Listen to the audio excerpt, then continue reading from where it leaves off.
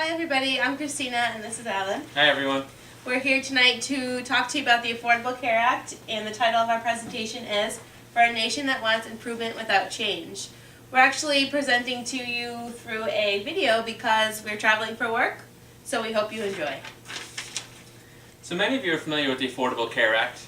In fact, this is President Obama signing it in back in 2010. However, many of you may not know the background of how the Affordable Care Act came about and how we landed where we are today. So in 1965, President Johnson introduced Medicare, which was a health insurance plan for people over the age of 65. It's important to know that 35% of people in that age range did not have health insurance because it was too expensive. Also, it was a big step for desegregation because black people, white people, Hispanics were all able to share the waiting room with each other now. That system worked very well to provide people with access, but unfortunately it did not provide any quality measures or efficiency measures. So hospitals were reimbursed based on the usage of a patient. So if a patient came for 1 day, they got reimbursed for 1 day. If a patient came for 100 days, they got reimbursed for those 100 days. There was no incentive to move people through the process with any sorts of efficiency. So in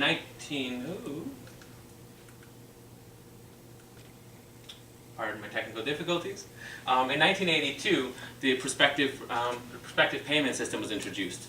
What this system really did is it provided standards and structures to major health conditions. So for example, if you were diagnosed with pneumonia and placed in the hospital, there was a set reimbursement for that. So for example, you get 4 days payment for having someone with pneumonia. So if that patient stayed for 1 day, you still got paid for 4 days. If that patient stayed for 10 days, you still got paid for 4 days. So it really drove efficiency in the healthcare system.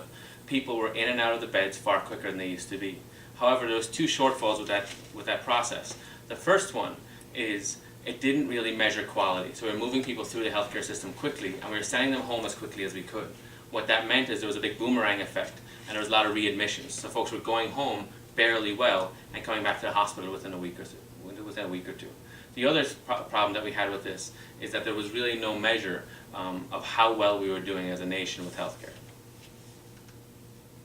And now this is how we arrived at the Affordable Care Act and why we are here to talk to you today. Our next slide is going to discuss major aspects of the Affordable Care Act, as well as how we got from access to efficiency to kind of a combination of both, which is what the Affordable Care Act is. So Medicare in 1962 really focused on inclusion and getting people in so that they could get well. However, it didn't really focus on efficiency. So in 1982, we had the prospective payment plan, which worked on getting people in and out quickly of the hospital. So there we experienced a demise in quality. The Affordable Care Act, which came about in 2010, really looked to focus and address both efficiency and access to care. So we then get to the major 4 aspects of the Affordable Care Act. The first being the new consumer protections and not overcharging people for health care. The second being improving quality and lowering costs. So looking at that, Alan will touch more on that, but looking at the third one, increasing access to affordable care. Most commonly understood here, and that really focuses on making sure that people are able to get into hospitals or doctors and they're able to afford their care so they can get well. The fourth being holding insurance companies accountable and making sure there's no unreasonable rate hikes in patients' care, strengthening community health centers. Another point that I want to mention for the first part and new consumer protections would be not having the policies and restrictions that were put in place to restrict health care for patients dependent on pre-existing conditions, and also health insurance companies rescinding coverage and having lifetime limits. There are many aspects to the new Affordable Care Act, and these are broken down to the big 4 sections. And as you'll see, some of these things are administrative with how do we address insurance companies, how do we ensure there's consumer protection for the type of care that's provided. But the key is number 2 here, is how do you improve the quality and lower the cost of care. The reason that matters so much is that this analysis done back in 2011 showed that per capita spending on healthcare in the United States is almost twice as much as all other developed countries. So per person in the United States, we're almost spending $9,000 per person. You'll see the next most developed countries in Norway and Switzerland are still spending less than $6,000 a person. So we're spending a lot more per person on healthcare than other countries. And that may be fine or understandable if we had better quality care. However, a couple of studies have shown that quality of care in the US is not better than the rest of the world. In fact, the World Health Organization report in 2000 said that the US was #1 in spending, 15th in performance, and 37th in overall ranking. So while we were spending twice as much as all the other countries, we were ranked 37th for the quality of care we were providing. We would all hope that between 2000 and 2014, or 2010 in this case, our quality measures improved. But this report from the Commonwealth Fund said the US ranked 7th out of 7 when comparing developed countries. And these are countries such as Australia, New Zealand, Canada, Germany, the Netherlands, and the UK. The US was 7th out of 7 for the quality of care, access to care, and efficiency of care. So in summary, we're spending twice as much as many of the other developed countries and receiving a lower quality product. That's what brought the US to feel like they need a new healthcare process, which included access to care, better quality care, and a re-incentivized reimbursement system for healthcare providers. So some of the challenges that are faced here in the US at the moment. During our study, we interviewed a series of folks, from healthcare administrators to policymakers to end users of the Affordable Care Act. And here are a couple of quotes that really stood out to us. And I'll read them to you in case you can't see them on the camera. "We have goals and aims. We shouldn't lose sight of them. We have a national quality strategy, a payment initiative, and a multi-stakeholder approach. Consensus doesn't mean 50-50, it's about give and take." So this was a policymaker in Washington, D.C. who had fears for the future of healthcare, who had fears for the future of Obamacare or the Affordable Care Act. Equally, the second policymaker in D.C. said, how do we move from policy to practice? How do we affect change all the way down to the nurse level? We need time, but we also need to push. That will make people feel uncomfortable, but it is necessary. As we go through the rest of this presentation, you'll see that's the real underpinning or undertone of the whole presentation. There's a need for change, but there's not necessarily a desire to deal with that change. And these two policymakers really felt that. Along with the need for change, there's also a need for time and for people to get used to the Affordable Care Act and the different policies that it brings. So looking at the national poll of Americans, we see that 41% of Americans agreed with the Affordable Care Act, while more than half, or 55% of the country, disagrees. If we look at approval by party affiliation, you can see that 73% of Democrats agreed, while only 10% of Republicans agreed with the Affordable Care Act. So that ties in with the "where you sit is where you stand" philosophy. And Democrats are more likely to agree with the Affordable Care Act because of their party and their different philosophies, and Republicans are more likely to disagree. And we saw that in these polls.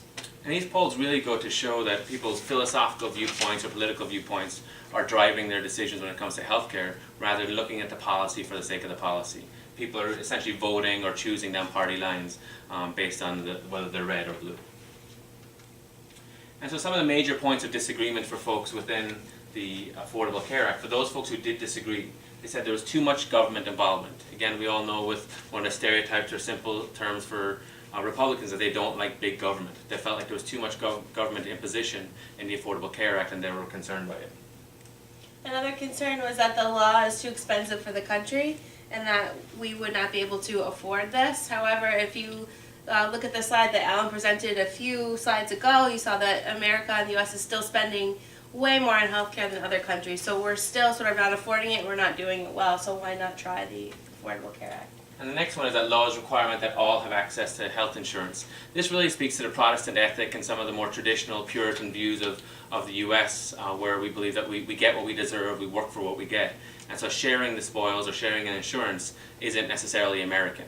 But as we see with the quality scores, as we see with the cost scores, it isn't working the way we're currently doing it. So, and one of the reasons for that we haven't touched on so far is that because we're not adequately insuring the underserved, they start to drive up our costs later in life when they have more chronic conditions, more chronic illnesses. So that's one of the reasons that we do need to give more access. It is a social good and a social right, but it's also a strategic and financial advantage.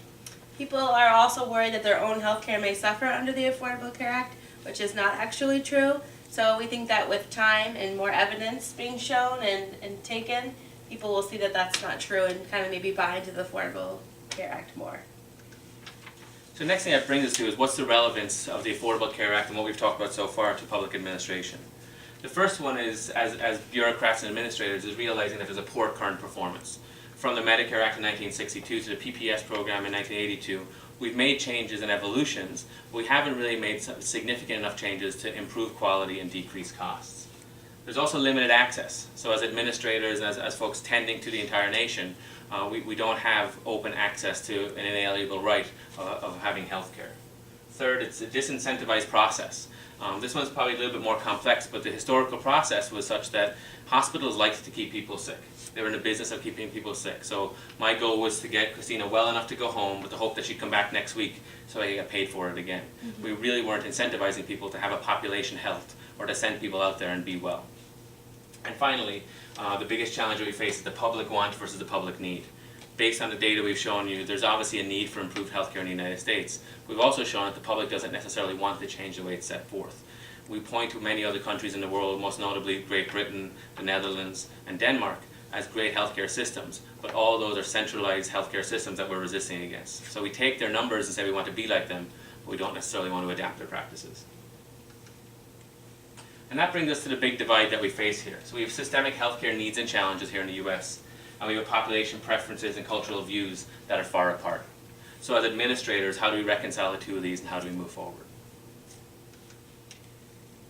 That brings us to our theories and recommendations. So in class we talked a bit about where you sit is where you stand, and we found that to be very applicable when talking about the Affordable Care Act. It's also known as Miles' Law because it is named after the Truman-era bureaucrat who coined that phrase.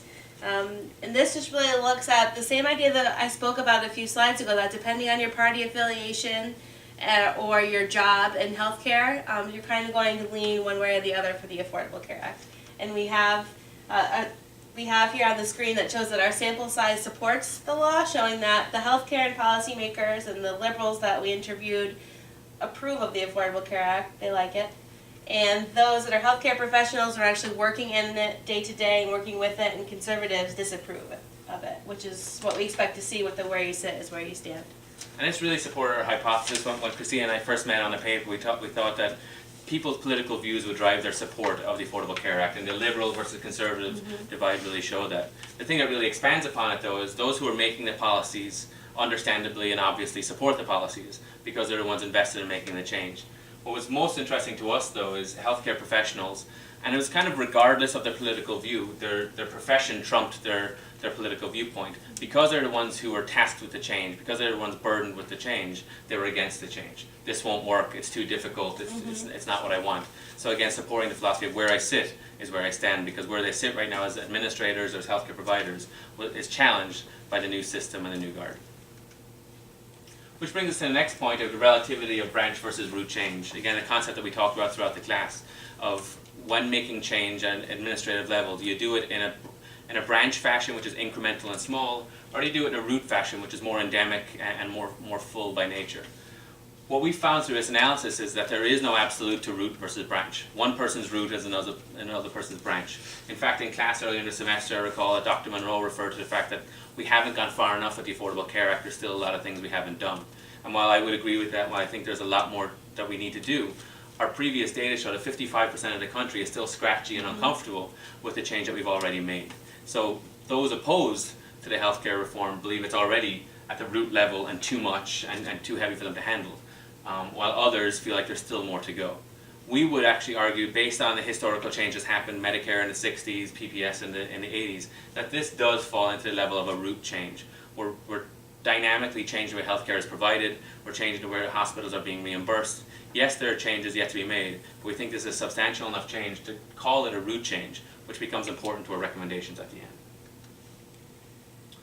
And that's the next thing we analyzed throughout our paper, through our analysis, is the open systems theory. Was this really an open system? When you compare this to Medicare in the 60s or PPS in the 80s, certainly the Affordable Care Act adopts an open systems approach to policy and change. There are a couple of these points that are still yet to be determined because the policy is so new, but certainly the importation of energy is very visible and obvious. All of the measures that hospitals are now measured on included patients in creating those measures and analyzing those measures. So that the input, the throughput, and the output are all by end users. They're getting real feedback. Another important point in here. There's also negative entropy, so you're receiving that feedback, you're receiving that change. The thing that we're unsure about right now is the system's a cycle of events. It hasn't been there long enough to know if there are cycles and kind of habitual nature to how things operate. but we certainly see as we go through this that it's starting to really adopt and adapt to the open systems theory. The big challenge we face are the environmental pressures. So at a theoretical level, we see all of the things in place. It's adopted the things that we read about throughout the semester. However, when the rubber meets the road and theory becomes reality, we're unsure if the Affordable Care Act will be able to sustain itself and last through some of the environmental pressures that we've commented on so far. So here are recommendations. Yep, so there's 4 main recommendations that Alan and I have come up with after our research and interviews. The first being stick with the change, it needs time. So really being dogged about it and making sure people are following the regulations and not giving up despite any pushback. Showing early wins, it's really important to show that there are good things happening places and the Affordable Care Act is working for people and it's not causing people to be poor, it's not causing a disadvantage to people's health. It is working, so it's important to make those evident to help to debunk the myths and really prove people wrong that are saying that their health care will suffer and that it's not a system that will work for them, because it is. So an evidence-based approach to healthcare and toward people's political views is very important, because what we found through the media is people are representing it based on their political views. So the more we can show the early wins and celebrate those early wins, the greater chance we have of changing that 55% to 40% to 30%. Equally, it gives you the opportunity to debunk some of the myths. When we look through some of the major oppositions that existed to the Affordable Care Act, they weren't really based in fact. They were based in emotion or historical political viewpoints. They weren't necessarily based in fact. It doesn't mean that the Affordable Care Act is perfect, but it does mean that the views that were, the reasons people were against it weren't necessarily valid reasons. And then finally, I think it's important for administrators to accept the root approach to change. Not everyone's going to like what you're doing. They have to believe that the approach they're taking is right and valid. They need time checks throughout the next 5 to 10 years and say, are we making advancements every 2, 4, 6 years to see if we're moving in the right direction? We believe to pull the plug now or at the next administration change would be remiss, because we're moving back to a system that doesn't work. One of the biggest challenges that the United States faced, and the reason we think a root approach is necessary, is many of the other countries that we showed with higher performance and lower costs are far smaller countries. For example, one of the countries that is known to have the best healthcare in the world is Denmark. But that country is the same size as a state here in the US. So to create change is far easier. To get from the top to a part-time nurse is far easier. In the US, we're talking about a far larger span. We're talking about multiple cultures. And so the time to get from a policy being made in Washington, D.C. to affecting a nurse in San Diego, California can take a series of time. So we need to allow that time to pass in order for the change to be really enacted. And that's all we have for you today. Thank you. Sorry we couldn't be in class. We hope you enjoyed the show. Thanks, everyone.